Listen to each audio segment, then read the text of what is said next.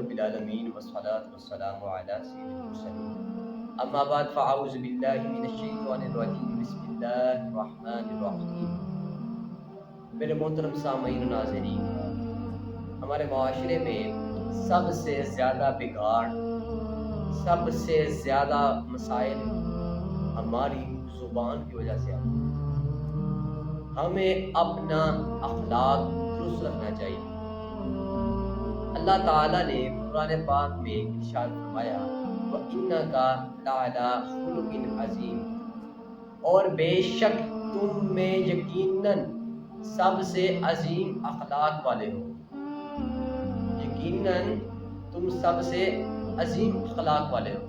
اپنے محبوب کو رب مخاطب کر کے فرماتا ہے اے میرے محبوب، تم یقیناً عظیم اخلاق والے ہو۔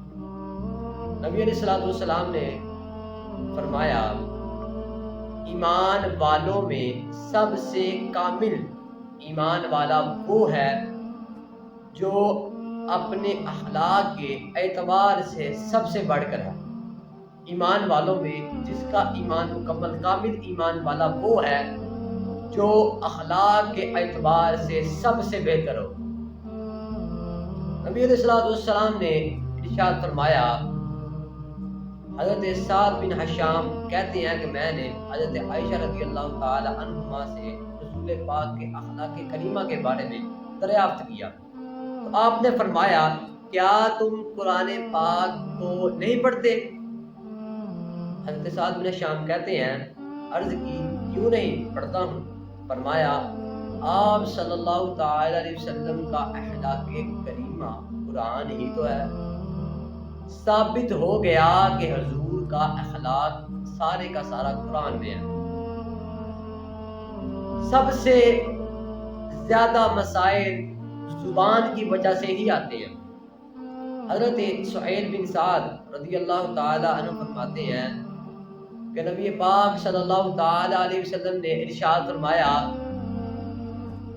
کہ جو شخص مجھے دو چیزوں کی ضمانت دے دے میں اسے جنت کی ضمانت دے دوں گا۔ نبی پاک نے فرمایا کہ جو تمہارے دو جبڑوں کے درمیان یعنی تمہارے ٹانگوں کے درمیان جو زبان ہے اس کی اور جو تمہاری ٹانگوں کے درمیان شرمگاہ ہے اس کی ضمانت دے دے، اس کی حفاظت کا ذمہ لے لے تو میں اس سے جنت کی ضمانت دیتا ہوں، جنت کی گارنٹی دیتا ہوں کہ وہ شخص کنفرم پکا جنتی ہوگا۔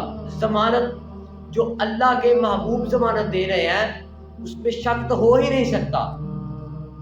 تو ہمیں اپنی زبان کی حفاظت کرنی چاہیے۔ ہمیں اس بات کا خیال رکھنا چاہیے کہ ہماری زبان سے نکلے ہوئے الفاظ سے کسی دوسرے مومن کو تکلیف نہ ہو اور نہ ہی ہم ایسی بات کریں جسے ہم وضاحت کرنے میں دشواری پیدا ہو۔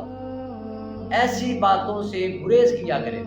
دیکھیں مثال کے طور پر اب یہ کیمرہ لگا ہوا ہے، میری ریکارڈنگ ہو رہی ہے، اب میں محتاط گفتگو کروں گا کہ میری یہ ریکارڈ ہو رہی ہے، میری یہ گفتگو ریکارڈ ہو رہی ہے۔ اگر کوئی اونچ نیچ میں کروں گا تو آگے کوئی فلاں شخص مجھ سے کہے کہ ارے بھائی آپ نے یہ بات غلط کی ہے۔ اگر یہ کیمرہ نہ ہو تو میں کہوں گا بھائی میں نے کوئی ایسا کیا ہی نہیں۔ اب وہ اگر اس نے ریکارڈ اس کے پاس موجود ہوگا تو وہ ریکارڈ چلا کر کہے گا پیارے بھائی یہ دیکھے یہ آپ نے ایسا کیا ہے۔ یہ آپ کو میں بہت اچھا ایک طریقہ بتانے لگا ہوں جس سے ہم اپنی زبان کی حفاظت کر سکتے ہیں۔ ہاں اگر آپ مجھے بتائے کہ بھائی یہ ریکارڈ چلائے کہ آپ نے یہ گفتگو کی ہے۔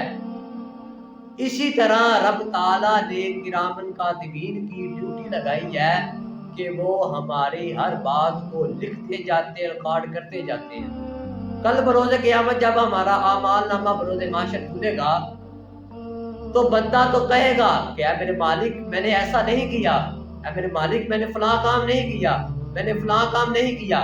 جب اس کا اعمال نامہ کھلا جائے گا تو وہ انکار نہیں کر سکتا، رب کے حضور وہ انکار نہیں کر سکتا۔ اسی لیے ہم یہ ذہن میں رکھیں کہ ہماری ہر بات ریکارڈ ہو رہی ہے، یہ ریکارڈ بروز محشر سب کے سامنے چلے گا ہمیں اسی کی طرف دیکھ کر اپنی زبان کی حفاظت کرنی چاہیے اور محتاط گفتگو کرنی چاہیے۔ کسی بزرگ نے کیا عظیم بات کہی ہے، وہ کہتے ہیں کہ تلوار کے دیے ہوئے زخم، خنجر کے دیے ہوئے زخم بڑھ جاتے ہیں، ملم لگ جاتی ہے، ان کا ملم مل جاتا ہے، لیکن جو زبان کے دیے زخم ہوتے ہیں نا، وہ ساری زندگی جس شخص کو ملے ہو نا وہ نہیں بھولتا۔ یقیناً ایسا ہی ہے، آج کسی کو کوئی ایسی بات کر دے، زبان سے ہی کرنی ہے نا بات، کوئی ایسی بات کر دے تو وہ دل پہ لے لیتا ہے۔ ظاہری بات ہے کسی کو برا کہے وہ تو محسوس کرے گا نا، یار اس نے مجھے ایسا کیوں کہا ہے۔ تو خدا را اپنی زبان کی حفاظت کرنی چاہیے۔ یہ آپ کو جو میں نے طریقہ بتایا ہے کہ اپنے ذہن میں یہ بات بٹھا لیں کہ کرامن کاتبین جو ہم بولتے ہیں وہ لکھتے جاتے ہیں۔